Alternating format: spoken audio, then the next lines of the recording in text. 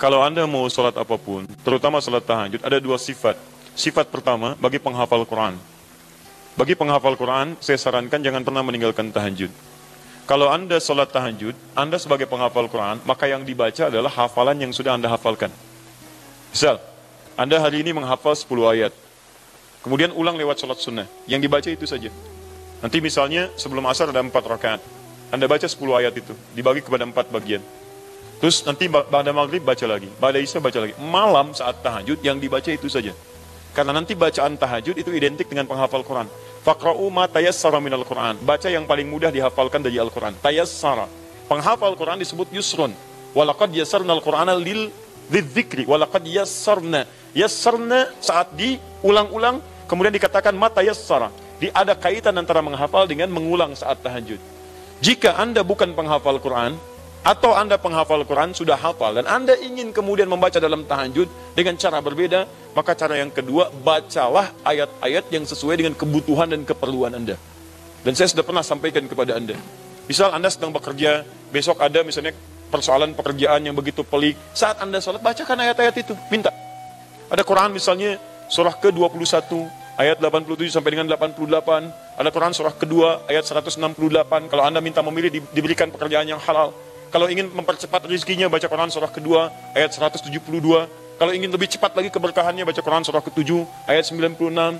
Ibu yang sedang misalnya dalam fase merawat anak, usia 2 tahun, supaya lancar, tenang, baik dan sebagainya, baca misalnya Quran surah kedua ayat 233, baca Quran surah ke-17 ayat 23, baca Quran surah ke-31 ayat ke-13 sampai dengan ayat ke-19-nya. Boleh, silakan. Tapi Ustadz, masalahnya saya nggak hafal. Saya taunya Anas aja, misalnya.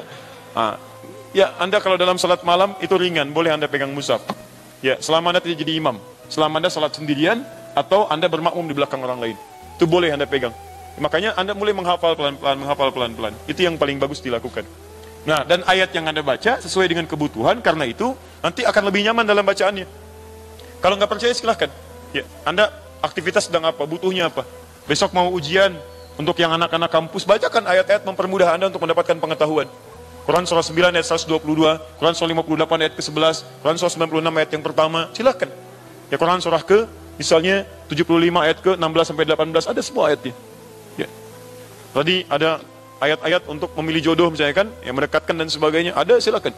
Ya, Quran surah 49 ayat yang ke-13, Quran surah ke-4 ayat yang ke-4, kalau sampai ke pernikahan, Quran surah ke-30 ayat ke-31, ada semua. Mahalnya Quran surah ke-4 ayat yang ke-4, ya, dan seterusnya. Kalau saya yang bapak-bapak bagaimana Ustadz? Itu pembahasan lain. Oh sudah ya, tadi saya sudah katakan yang terakhir. Jadi ini saya simpan dulu. Teman-teman, pengumuman saya sampaikan. Mohon maaf kalau saya agak cepat menyampaikan. Yang pertama, untuk pertanyaan ini saya simpan. Nanti insya Allah dalam sesi berikutnya saya coba jawab semampu yang saya bisa. Waalaikumsalam warahmatullahi wabarakatuh. Izin bertanya. Baik, apakah boleh berdoa mengenai calon pendamping hidup dengan menyebutkan nama orangnya?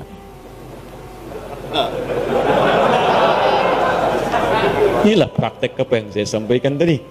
Ya, orang ke masjid mau subuh dia tambah saya doa minta pendamping hidup. Baik, boleh nggak menyebutkan orangnya? Boleh, tidak ada larangan. Tidak ada larangan. Kalau antum ingin mohon kepada Allah kemudian meminta, silahkan. Ya, ud'uni astajib lakum, minta kepadaku, aku akan jawab.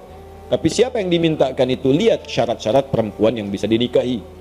Ya, siapa yang antum kan calon pendamping? Siapa calon pendampingnya? Pertama, pastikan bahwa calon pendamping antum itu benar. Quran surah ke-49 ayat 13. Ya ayyuhan nasu inna khalaqnakum min dzakarin wa untha. Duhai manusia, kami ciptakan kalian dari laki-laki dan perempuan. Wa ja'alnakum syu'uban wa qabaila lita'arafu. Kami jadikan kalian mungkin beda tempat tinggal, beda kabilah, beda suku, beda mungkin RT, RW, kecamatan sampai beda negara. Lita'arafu, supaya saling mengenal. Dengan ta'aruf itu mengetahui, menjalinlah kemudian hubungan kasih sampai ke pernikahan. Tapi siapa yang menikah? Zakar dan unta. Tidak ada zakar dengan zakar atau unta dengan unta. Jadi kalau antum laki-laki, pastikan yang dimohonkan pada Allah pasangan antum perempuan. Itu kaidah pertama. Kalau antum perempuan, minta kepada Allah pasangannya laki-laki. Jelas ya? Di nggak ada istilahnya laki-laki, ya Allah, anugerahkan aku si dia, ya Allah. Mohon ya Allah, saya Asep, mohon jadikan Andi pasangan saya. Harus sudah menyalahi, nggak mungkin dikabul antum. Paham ya? Baik, jadi ingat, manusia itu cuma dua, kalau bukan laki-laki, perempuan. Bagaimana Ustadz kalau perempuan pengen jadi laki-laki, laki-laki pengen jadi perempuan? Itu artinya dia sedang keluar dari fitrah kemanusiaannya. Paham? Setiap makhluk Allah berpasangan. Quran surah ke-51 ayat ke-49. Wa min kulli syai'in khalaqna zawjaini la'allakum tadhakkarun. Ya, semua hal makhluk kata Allah saya ciptakan berpasangan supaya kamu sadar, cuman saya yang tidak punya pasangan. Saya Esa, saya Allah, saya nggak punya pasangan. Semua makhluk saya ciptakan berpasangan. Ya, laki-laki, perempuan, bahkan hewan ada jantan, ada betina, bahkan tumbuhan ada putik, ada benang sari. Putik nggak bisa sendirian, benang sari nggak bisa sendirian. Ya, sama juga dengan jantan, ada betinanya. Silahkan cek oleh antum, kemarin baru Idul Adha, ada jantan, ada betina. Silahkan cek, antum pernah menemukan kambing homo? Atau sapi lesbi misalnya?